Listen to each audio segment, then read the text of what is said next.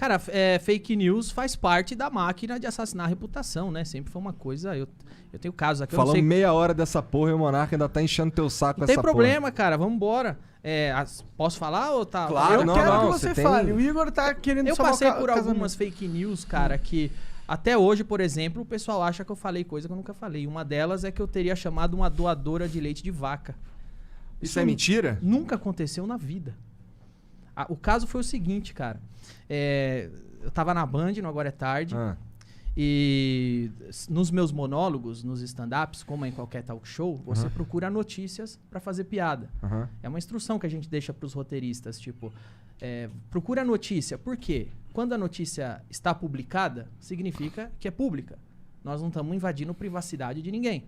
Quando alguém tem uma foto e publica, é pública. Sim. Né? Daí vem o nome, publicar público. Então, os roteiristas sempre procuram notícias para fazer piada.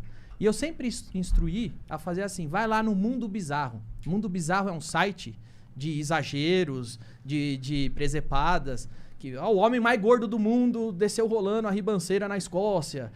O indiano com o maior bigode do mundo quer entrar no Guinness. O Mundo Bizarro, o nome já diz. E aí tinha uma notícia no Mundo Bizarro que dizia o seguinte, que brasileira quer entrar no Guinness como maior produtora doadora de leite do mundo. Essa notícia, ela não tinha o viés dramático nem o viés filantropo. E era uma notícia que já estava virando meme. As pessoas estavam comentando essa notícia. E um dos roteiristas achou que essa notícia, como estava sendo comentada e estava no Mundo Bizarro, tinha os elementos cômicos, tinha o exagero, tratava-se de entrar no Guinness, ele achou que seria uma boa fazer uma piada com isso. Uma piada com uma pessoa que já está virando meme, com uma notícia esdrúxula, que era o viés, mais uma vez. Nunca foi um viés filantropo nem de dramático. Sempre foi brasileira, quer entrar no Guinness. É uma notícia sobre o Guinness. E ele fez a piada. E a piada que eu contei no programa foi... ela quer entrar no Guinness como a maior produtora de leite do mundo, mas o Kid Bengala já entrou também nessa categoria. Tem nada a ver com ela. Não, teve nada a ver. De fato, uma piada. Tem a estrutura de piada, tem o setup, tem o punch. A piada tem uma estrutura própria, como qualquer obra literária. Você consegue dissecar. E ela, no papel da piada, ela era o setup da piada, não era o punch. O setup é o fato. O punch é a distorção cômica.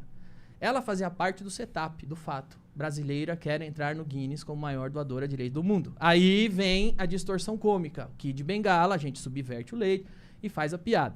Foi essa piada que foi contada. Eu contei ela no programa. Aí a gente mostrou a foto dela, porque a foto dela estava publicada, era pública. E foi essa piada que eu fiz. O Mansfield ainda pegou um pouco mais pesado que eu, que o Mansfield ainda falou... Olha Mas tu só, nem falou que ela tinha nada a ver com vaca, então? Nada. O Mansfield ainda fez uma piada mais pesada que ele falou... Essa daí não faz espanhola, faz a Europa inteira, porque ela tinha os peitos grandão. Foram essas piadas que foram feitas. Passou batido, foi uma piada como qualquer outra que a gente já fez. Ela tinha realmente os peitos grandão? Tinha a foto dela, que ela Isso segurava é meio poético, os peitos, inclusive. assim, sim. Então, por todos os fatos que eu disse... que é poético? Porque ela tá querendo o Guinness de melhor, mais leite que dá, né? Por isso que é poético. Pô, mas deve ser por isso que o peito dela é grandão, pô.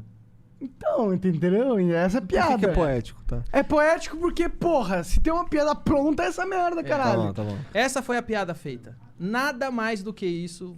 Não teve nada de vaca. Ninguém falou vaca. Quem que disseminou essa Terminou a piada, a gente tocou a vida como... Pra gente foi uma das muitas outras piadas que a gente fazia com notícias do site Mundo Bizarro. E tocamos a vida. Depois de semanas, ela aparece na imprensa chorando. E na Carta Capital, foi a primeira revista que deu a manchete, Danilo Gentili chama doadora de leite de vaca. E aí ela aparece chorando... Tinha que ser na Carta Capital. Foi lá que começou. Ela aparece chorando, dizendo que agora por minha culpa eu a chamei de vaca, e as pessoas estavam chamando ela de vaca, o leite dela secou, e na real ela só era uma filantropa que ajudava crianças. Aí a notícia mudou o viés. Não era mais quer entrar no Guinness, e sim é uma filantropa nordestina, pobre, vítima, que sofreu uma exposição, humilhação, e ela estava chorando, dizendo que eu a chamei de vaca, e aí eu mandava o vídeo, falava, ó, este é o vídeo da piada. Em nenhum momento eu disse vaca, a piada é essa, não é nem com ela, é o Kid Bengala. Cara, isso foi pra Folha de São Paulo, isso foi pra Isto É, e todos os lugares noticiou que eu chamei uma doadora de lei de vaca. Isso nunca aconteceu. A partir do momento que essa é a narrativa, que essa é a manchete, já existe uma pressão. Se eu ganhar esse processo, nossa... O juiz tá fudido. Não, já existe essa pressão que, porra, claro, a história que foi contada é a seguinte.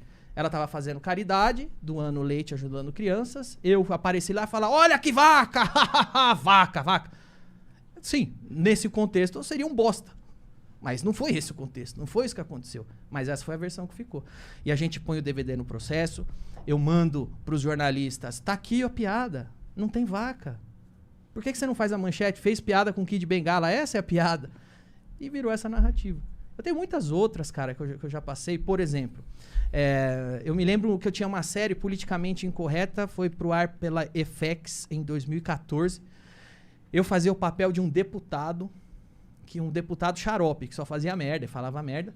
E o deputado, de repente, na história, o meu personagem chamava Atílio Pereira, ele vai no Congresso Nacional e ele quer banir tem uma discussão lá para banir o uso da vírgula. A gente zoava muito as coisas idiotas que o deputado ficava discutindo. E aí eu levava um cartaz e o cartaz estava escrito assim: não sou negro, graças a Deus. E eu falava, vejam como a vírgula faz diferença. Se a vírgula estiver aqui, não, vírgula, sou negro, graças a Deus. Essa é uma boa frase. O cara tem orgulho de ser negro. Mas se eu tiro a vírgula, olhe como fica uma coisa racista. Não sou negro, graças a Deus. Essa era a cena cômica. Os caras tiraram um print onde eu tô do lado do cartaz escrito não sou negro, graças a Deus. E começaram a passar isso em um monte de ONG de defesa afrodescendente, como se fosse eu segurando um cartaz que eu não sou negro, graças a Deus. Esse dia eu cheguei na minha casa, tava pichado na minha porta. Seu racista, seu não sei o quê. Caralho. Teve uma outra que eu acho que foi a mais grave ainda. Mais grave. Eu tava em Curitiba fechando um patrocínio de um celular brasileiro. E aí fechei o patrocínio, peguei o avião. Quando eu cheguei em São Paulo, os caras, pô, mano, não dá pra te patrocinar, cara.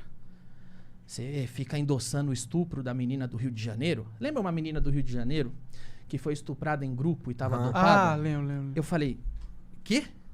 Eu? É. O que você tá falando, velho? Tá aqui. Aí ele me mandou um print. O print era o seguinte. Esse print, ele passou por todas as etapas da máquina de assassinar a reputação. A menina foi estuprada grupalmente no Rio de Janeiro. E eles começaram a assinar a Menezes, Brasil 247, esses blogs, que faziam parte de uma esgotosfera. Que caiu até, muitos desses caíram na Lava Jato. Eles recebiam, de fato, dinheiro público para assassinar a reputação de inimigo que eles consideravam inimigo do governo. Esses caras foram caçar alguma coisa que eu falava que desse margem para interpretação. Eles foram pegar um tweet meu de 10 anos atrás, que eu tava comentando o Big Brother. Teve um caso no Big Brother que o casal ficou bêbado e transou, e todo mundo tava tirando sarro, e o cara era feio, a mulher era bonita. E eu comentei alguma coisa que foi mais ou menos assim, eu não me lembro, mas era mais ou menos assim. Os cara foi esperto, esperou a mina ficar bêbada, pra achar ele atraente e eles transar. Essa era a tweetada. Eles apagaram a data da tweetada e começaram a divulgar com fakes, igualzinho o gabinete, que a imprensa é tão puta com o gabinete do ódio do Bolsonaro. Quando o gabinete do ódio era do outro lado, a imprensa não se incomodava. Nenhum pipo. Pelo contrário, ainda absorvia o que eles criavam. Aí eles pegaram esse meu print, apagaram a data e começaram a compartilhar como se aquela fosse uma opinião minha a respeito do estupro do Rio de Janeiro que estava acontecendo naquele dia. E eu dizia, foi esperto, esperou a menina ficar bêbada pra transar com ela. Como se eu estivesse falando da menina dopada que foi estupra grupalmente. Sendo que era uma tweetada de 10 anos atrás a respeito de uma galhofa do Big Brother. Caralho. E aí, cinicamente, eles começam a compartilhar. E isso tá lá na esgotosfera, tá lá nos blogs sujos. A hora que vê, sobe pro mainstream. Tá na Carta Capital. A hora que vê, sobe pra Folha, sobe pro mainstream. E a mentira vira verdade. A ponto de eu chegar em casa, ligar no Sport TV. O Sport TV não tem nada a ver com esses assuntos. E o Trajano tá falando. Inclusive, o Danilo veio aqui um tempo atrás e faz apologia ao estupro. Olha a máquina. Onde começou e onde parou. Isso a gente sofreu muito. Tem muita gente que simplesmente não vai ver realmente qual é a da informação. Jamais. Os caras trabalham com manchete. Ninguém lê a notícia. Se você promover uma manchete, pronto, eu chamei a doadora de lei de vaca e acabou. E eles já saem apedrejando. E aí o sistema jurídico acompanha isso, que é bizarro. E aí é isso. Aí o Trajano falou que fazia apologia. Só que veja bem, apologia ao estupro é crime. Não é uma opinião que eu faço apologia. É um crime que tá... É igual falar, você é estuprador. Porra, isso é pesado, pô. Você tem que provar. Eu faço apologia ao estupro, tenho que provar. Mas foda-se. Então eu já passei muito por isso. Eu falo, cara, é um milagre que eu ainda tenho uma carreira. Porque é um milagre. É o que eu falei, se o Wilson... No começo da entrevista, se o Wilson Simonal tivesse internet, provavelmente o Pasquim não teria acabado com a vida dele. Você atribui à internet a sua imunidade? Então. Eu atribuo a internet ao megafone, porque quando eu vou e falo, pessoal, vejam aqui, apagaram a data do print. Olha essa mentira. Vejam aqui, eu não chamei ela de vaca. Aí você fica com as pessoas. Você tem um contra-ataque. Você tem pelo menos as pessoas que se importam com a verdade e vão pesquisar, entendeu? Que é normalmente os seus fãs de verdade, né? Porque um cara que gosta de você, ele... E o que não gosta não quer nem saber se é mentira. Quer que se foda. É o que tem pra apedrejar, vamos jogar pedra. É isso.